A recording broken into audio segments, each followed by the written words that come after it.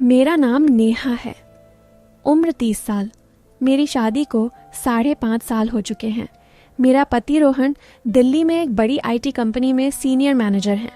महीने में 2 हफ्ते तो घर पर ही नहीं होते, विदेश के प्रोजेक्ट चलते रहते हैं।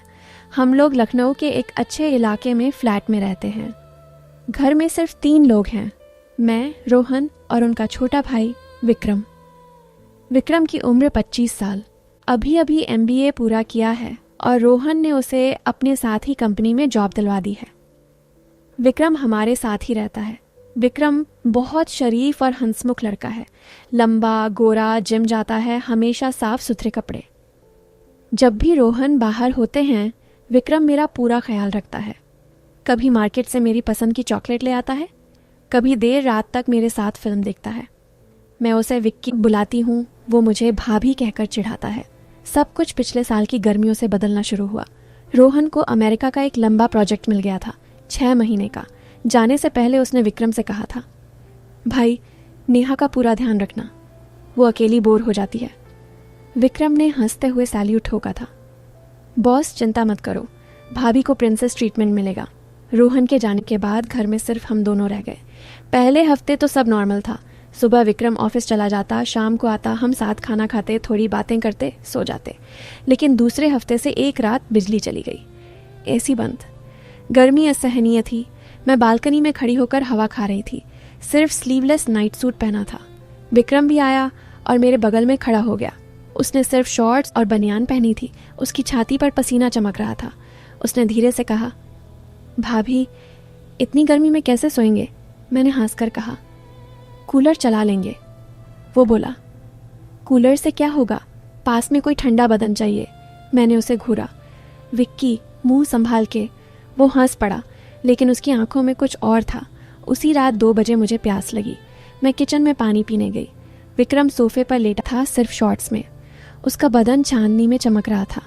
मैं पानी पीकर वापस जा ही रही थी कि उसने आंखें खोल दी और धीरे से बोला, भाभी एक गिलास मुझे भी।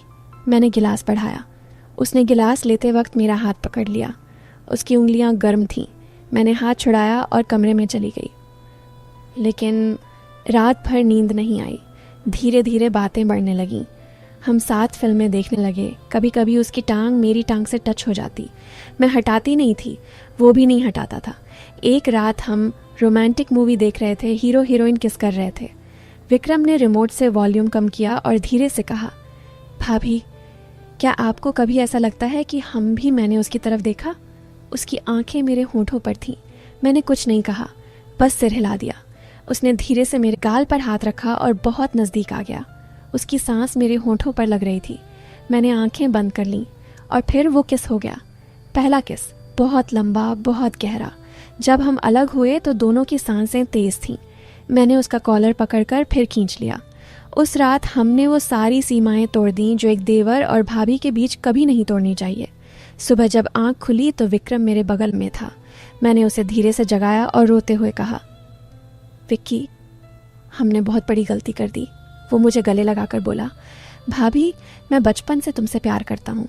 भैया ने तुम्हें पाया, मैं हार गया था, लेकिन अब मैं तुम्हें छोड़ नहीं सकता। मैंने भी उसे गले लगा लिया। उस दिन से हमारा रिश्ता बदल गया। दिन में हम देवर भाभी थे। वो मुझे भाभी कहकर चिढ़ाता, मैं उसे डांटती, लेकिन रात को हम एक दूसरे के थे। वो मेरे लिए फूल लाता, मेरे बालों में लगाता। मैं उसके लिए उसकी पसंद का खाना बनाती। कभी कभी ऑफिस से जल्दी आ जाता और मुझे पीछे से गले लगा लेता। मैं हंस पड़ती। हमारा घर प्यार से भर गया था। 3 महीने ऐसे ही बीते। फिर रोहन का मैसेज आया, नेहा प्रोजेक्ट पूरा, अगले हफ्ते आ रहा हूँ। मेरा दिल बैठ गया। मैंने विक्रम को बताया। वो चुप रहा। रात को वो मेरे कमरे में आया और बोला, भाभी अब हमें रुकना होगा, भैया आ रहे हैं। मैं रो पड़ी। बोली, विक्की मैं तुम्हारे बिना नहीं रह सकती। बहुत बलत के लिए मैं भी नहीं रह सकता, लेकिन हम भैया को धोखा नहीं दे सकते। रोहन आए। मैंने सब कुछ नॉर्मल करने की पूरी कोशिश की।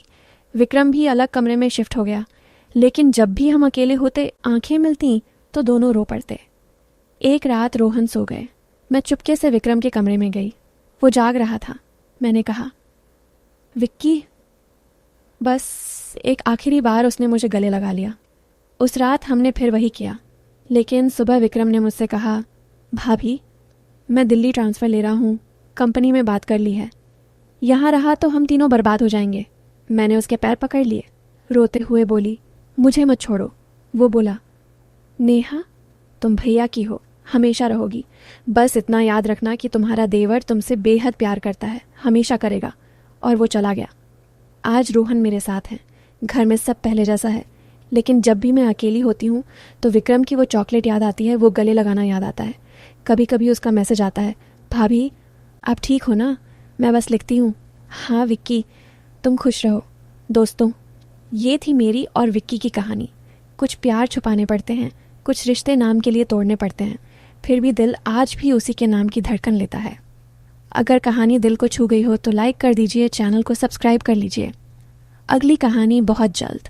तब तक के लिए ख्याल रखिए अपना।